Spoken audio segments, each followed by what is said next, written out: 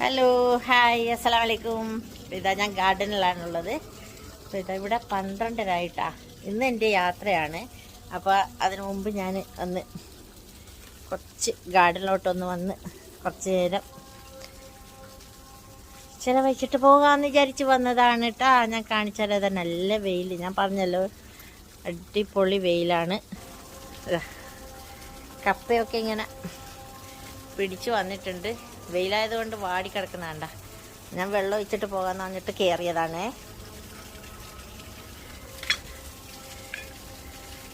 കറിവേപ്പിലെല്ലാം നല്ല പിടിച്ചു.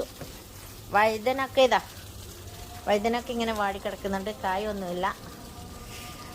ചെമ്പരത്തിയിൽ നല്ല പൂ വന്നിട്ടുണ്ട്.